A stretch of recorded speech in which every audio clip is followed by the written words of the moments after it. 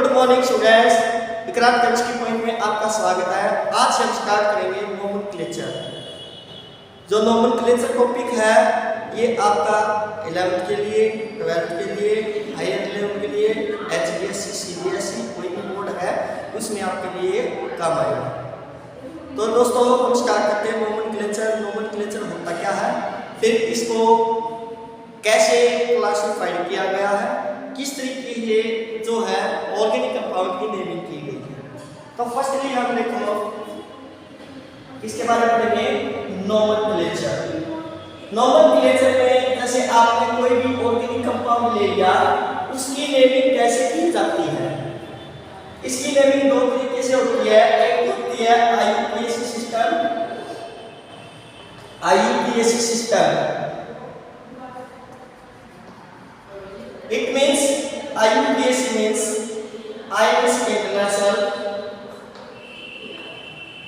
international, U means union of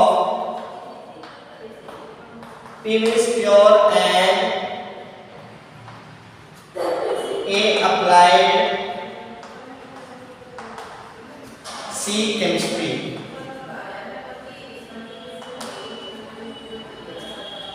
It means IUPAC full form is International Union of Pure and Applied Chemistry। इसी में base जो है naming की गई है organic compound. Second common system. तो firstly जो है हम डिस्कस करेंगे IUPAC नेम के बारे में। अब आगे देखिए, IUPAC system consists of 3 parts. First is word root, second is suffix, and third is prefix. Firstly part is word root. Word root means how many carbons in organic compounds. Firstly, if organic compound contains 1 carbon, it is called mid. For 2 carbon, it. Next 3 4 3 pro. For 4 carbon, but. 5 carbon, pen. 6 has. 7 have or set.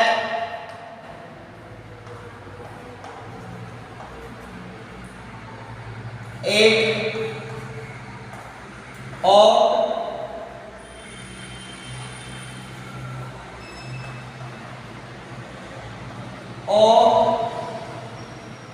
C9 non, C10 back, C11 back, C12 no back. That is from 1 to 12 carbon.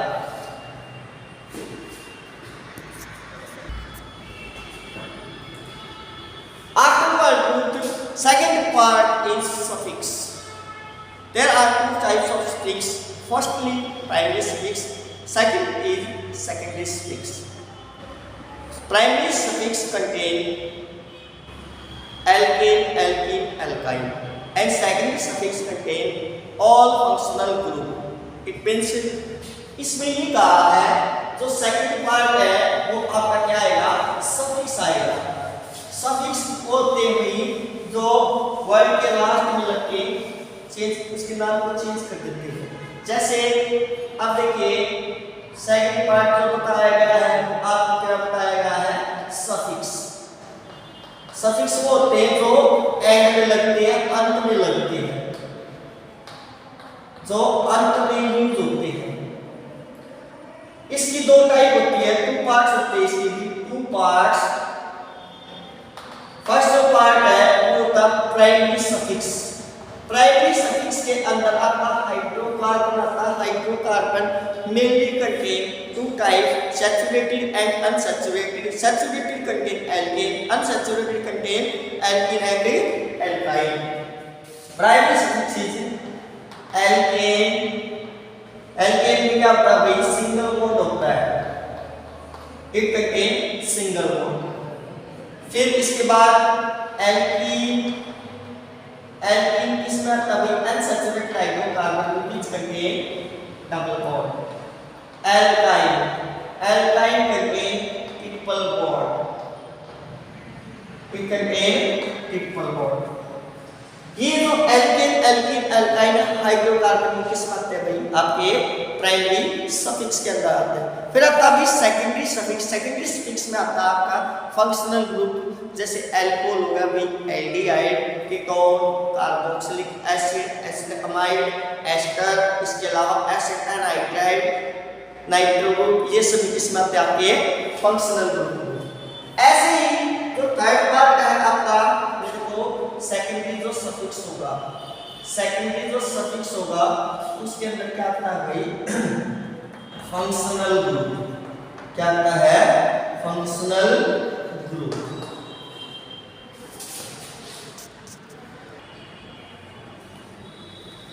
C part देखिए, C part है आपका prefix. Prefix में होते हैं जो starting में लगते हैं प्रीफिक्स, तो किस में लगते हैं शुरुआत के अंदर, शुरुआत में जो लगते हैं वो क्या कहलाते हैं प्रीफिक्स। इसकी दो टाइप होती है प्राइमरी प्रीफिक्स। प्राइमरी प्रीफिक्स के अंदर क्या ये साइक्लिक कंपाउंड आएगा। कौन सा? Cyclic organic compound, cyclic organic compound. ये जब आपको नेमिंग करवाई जाएगी उसमें बताया जाएगा। फिर आता है सेकेंडरी प्रीफिक्स। सेकेंडरी प्रीफिक्स में सब्सिक्वेंट ग्रुप्स आते हैं, सब्सिक्वेंट ग्रुप्स, सब्सिक्वेंट ग्रुप ये क्या आते हैं, जैसे fluorine, chlorine, bromine, iodine, nitro, nitroso, ये सभी किसमें आते हैं आपके सेकेंडरी प्रीफिक्स में। इसके बाद हम डिस्कस करेंगे nomenclature of alkene. Nomenclature of alkene clear करने के बाद में आएगा आपका एल्कीन एल्काइन की नेमिंग। एल्कीन एल्काइन की नेमिंग के बाद हम पढ़ेंगे क्या फंक्शनल ग्रुप की नेमिंग कैसे की जाती है। उसके बाद आएंगे आपके रिंग वाले कंपाउंड जिनको एरोमेटिक कंपाउंड बोलते हैं, इसके अलावा साइक्लिक बोला जाता है। तो ये सभी नेमिंग आप जो है इस वीडियो के अंदर पढ़ोगे। फर्स्टली आज मैं आपको कराऊंगा भाई एल्केन की नेमिंग कैसे की जाती है, उसके रूल्स क्या है, इस तरीके से।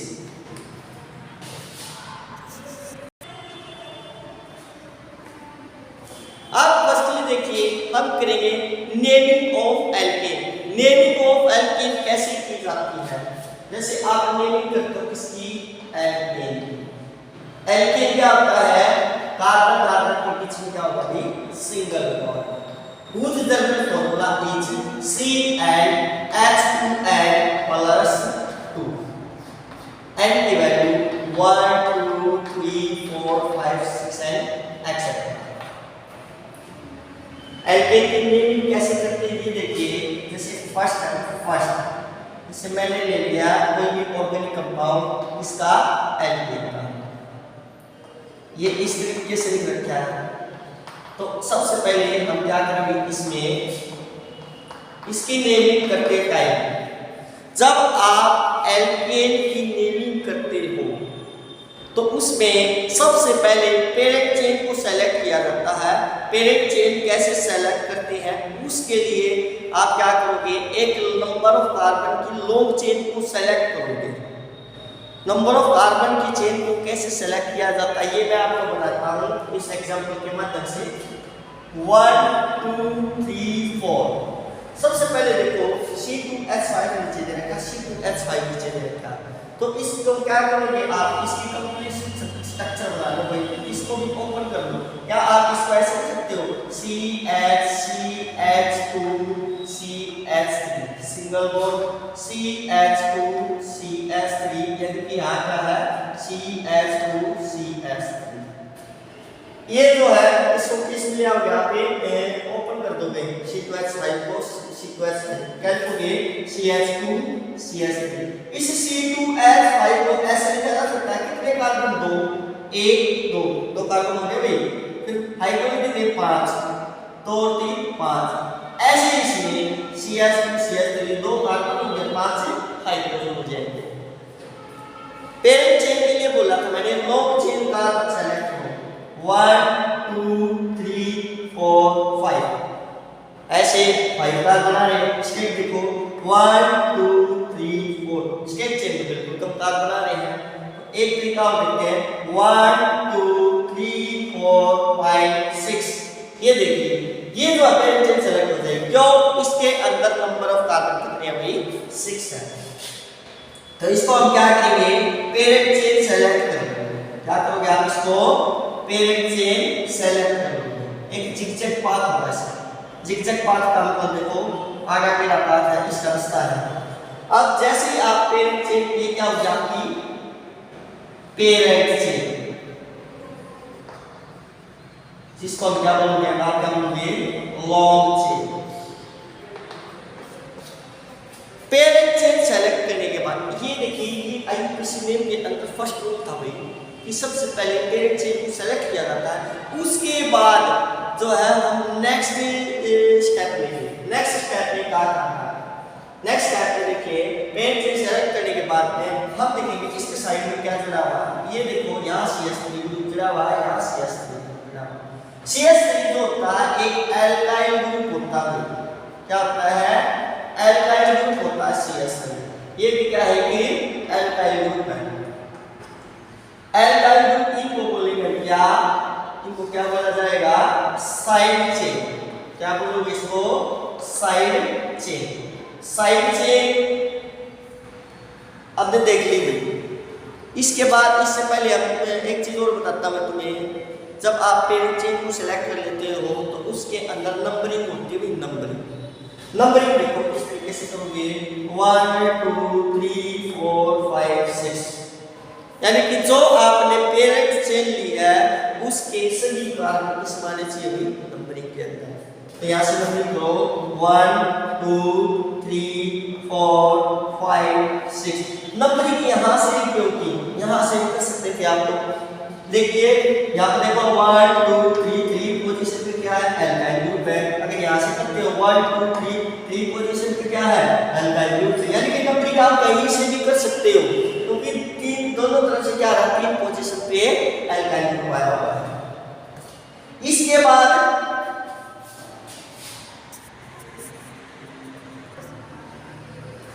पेरेंट चेन सेलेक्ट करने के बाद आप देखोगे दोनों तरफ यहाँ 3 पोजीशन पे, यहाँ 4 पोजीशन पे क्या जुड़ा हुआ है? Alkyl group. जिन पोजीशन पे एल्काइल ग्रुप जुड़ा हुआ है, यानी कि ये देखो एल्काइल ग्रुप जुड़ा, इसको बोलेंगे क्या? Side chain. ये तो साइड चेन होगी, इनकी पोजीशन देखो क्या क्या है? 3 और 4। यानी कि इसमें ये पूछा जाता है लॉन्ग एंड। लॉन्ग एंड क्या होता है? जिन पोजीशन पे साइड चेन जुड़ी होती है वो उसके लॉन्ग एंड कहलाते हैं।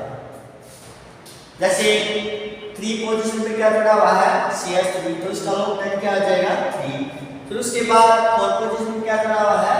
एल्काइल ग्रुप, तो इसका लॉन्ग एंड क्या हो जाएगा? 4। यानी कि इसके इस चेन के अंदर दो लॉन्ग एंड होंगे 3 एंड 4। दो लॉन्ग एंड हो जाएंगे इसमें। कौन कौन से? 3 एंड 4। क्यों? क्योंकि 3 और 4 पोजीशन पे क्या जुड़ा हुआ है? एल्काइल ग्रुप जुड़ा हुआ है। यानी कि लॉन्ग टेक क्या देंगे 3 एंड 4। अब इसकी नेमिंग करते हैं। नेमिंग कैसे की जाएगी? अब देखो 3 और 4 पोजीशन पर मैंने क्या बताया है? Alkyl group. कौन सा एल्काइल ग्रुप जुड़ा हुआ? इसको बोलेंगे एक कार्बन है तो मिथ, यानी कि आई ग्रुप एल्काइल ग्रुप के लास्ट में क्या आएगा? Methyl group. ये भी CH3, ये भी CH3, यानी कि इसको क्या लिखोगे? 3 4 डाइमिथाइल। क्या बोलोगे? 3 4 डाइमिथाइल होगा। 3 और 4 पोजीशन पे दोनों क्या है? मिथाइल ग्रुप है। यानी कि एक मिथाइल ग्रुप रहता तो मिथाइल कहलाता, 2 मिथाइल ग्रुप है तो डाई, 3 मिथाइल ग्रुप है तो ट्राई। यानी कि अब यहाँ पर देखो 3 और 4 पोजीशन पे क्या है? 2 मिथाइल ग्रुप है। तो इसको क्या लिखा जाएगा? 3 4 डाइमिथाइल। 6 कार्बन के लिए देखो मैंने वर्ड रूट लिखवाया था C6 के लिए क्या लगाते हो? वहां पे हैज लगाते हैं। हर कार्बन के बीच में क्या है भाई? Single bond. उसका पीछे क्या लग जाएगा? इफ इसका नाम क्या हो जाएगा 3,4 डाइमिथाइल हेक्सेन, यानी कि ये इसका क्या होगा IUPAC नेम होगा। इसके अलावा और अदर एग्जाम्पल है वो ही बताता हूं मैं अभी। नेक्स्ट एग्जाम्पल देखिए, नेक्स्ट जो एग्जाम्पल है नेमिंग के लिए वो थोड़ा इससे हटके। सेकंड एग्जाम्पल नेमिंग के लिए जैसे मैंने लिख दिया यहाँ पे CH3, उसके बाद CH2, फिर कार्बन यहाँ CH2, CH2, CH3, फिर इसके बाद यहाँ लिख दिया CH2, C2H5 और इधर लिख जा रहा है क्या C2H5। इसको कैसे सोल्व करेंगे? वही रूल के अकॉर्डिंग चलेंगे। सबसे पहले क्या करोगे, आप एक कंप्लीट स्ट्रक्चर बनाओगे। इसके कंप्लीट स्ट्रक्चर के बाद में पेरेंट चेन को कैसे सेलेक्ट किया जाता है। पेरेंट चेन सेलेक्ट करने के बाद इनकी नंबरिंग होगी। नंबरिंग होने के बाद में ये देखिए लॉन्ग टैग कौन से इनके साइड चेन कौन सी है। इसके बाद में फिर क्या करो, यहाँ पे इनकी नेमिंग स्टार्ट करो।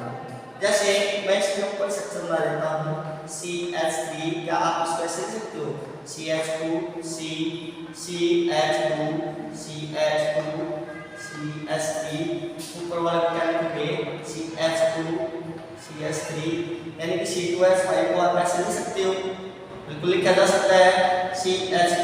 इसको कैसे लिख सकते हो CH2, CH3, यानी कि इस तरीके से जो है आप इनके एक पेरेंट चेन सेलेक्ट करो। लॉन्ग चेन कैसे सेलेक्ट करोगे, वही इसके अंदर नंबर ऑफ कार्बन क्या होना चाहिए, ज्यादा से ज्यादा होना चाहिए चेन के अंदर। यहाँ से काउंट करो 1 2 3 4 5 6 7, यानी कि टोटल कार्बन हो गए 1 2 3 4 5 6 कार्बन हो गए प्रत्येक चेन में। अब यहाँ से देखो 1 2 3 4 5 6, यहाँ से 6 सारी है। यहाँ से देखिए 1 2 3 4 5 6 7, यहाँ से 7 आ रही है। तो आपकी जो पेरेंट चेन होगी वो क्या हो जाएगी, ये हो जाएगी। इसको क्या बोलेंगे यहाँ पे पेरेंट चेन। क्या बोला जाएगा इसको पेरेंट चेन। पेरेंट चेन के बाद हम क्या करेंगे, नंबरिंग करेंगे। नंबरिंग यहाँ से करो, यहाँ से करो 1 2 3 4, 4 पोजीशन क्या है इथाइल। अगर यहाँ से करोगे 1 2 3 4, यहाँ पे क्या है 4 पोजीशन पे इथाइल ग्रुप है। C2H5 क्या होता है, इथाइल ग्रुप होता है। इथ का मतलब 2 कार्बन होते हैं इसके अंदर, आइल का मतलब ये एक एल्काइल ग्रुप है। यानी कि नंबरिंग पे इसे कर सकते हो 1 2 3 4 5 6 7। अब ये देखो ये भी एल्काइल ग्रुप, ये भी एल्काइल ग्रुप, दोनों एक जैसे, यानी कि इथाइल ग्रुप हो गए। तो उसकी नेमिंग कैसे करोगे, यानी कि अब इस ये दोनों क्या होगी, ये साइड चेन हो जाएंगे। पहले वाले की तरह पहले मिथाइल था, इसमें क्या है मिथाइल, इसमें क्या होगा यहाँ पे साइड चेन। साइड चेन के बाद में क्या करना है, ये बोलता हूँ भाई इस चेन के लॉन्ग टैग लिखिए। लॉन्ग टैग कैसे लिखोगे, अब देखो 4 पोजीशन में यहाँ इथाइल ग्रुप है और 4 पोजीशन में इधर क्या है इथाइल ग्रुप। तो इसका लॉन्ग टैग क्या करेंगे 4,4, ये इसके लॉन्ग टैग हो जाएंगे। अब इसकी नेमिंग कैसे करोगे, क्या लिखोगे इसमें 4,4 डैश डाई इथाइल, कितने कार्बन हो गए टोटल 7 कंप्लीट हो गए। क्या लिखोगे इसको हैव और सेट लिख सकते हो सिंगल बॉन्ड के लिए एन, यानी कि 4,4 डाइमिथाइल हैव एन। ये जो नेमिंग होगी ये किसकी हो जाएगी, एक वाले ऑर्गेनिक कंपाउंड की। इस तरीके से जो हम नेमिंग करते हैं। इसके बाद जो कॉम्प्लेक्स सब्स्टिट्यूएंट आएंगे वो आपको मैं नेक्स्ट वीडियो में कराऊंगा। कॉम्प्लेक्स सब्स्टिट्यूएंट के बाद हम फंक्शनल ग्रुप यानी कि अनसैचुरेटेड हाइड्रोकार्बन की नेमिंग पढ़ेंगे। अनसैचुरेटेड हाइड्रोकार्बन के बाद में आएगा कि फंक्शनल ग्रुप की। उसके बाद जितने भी साइक्लिक कंपाउंड है उनकी नेमिंग कैसे की गई है, इन वीडियोज़ के माध्यम से जो है मैं आपको ये नेमिंग बताऊँगा। आज के लिए इतना ही काफ़ी है। अगर वीडियो अच्छी लगी हो तो वीडियो को लाइक, सब्सक्राइब और शेयर करना ना भूलें। Thank you.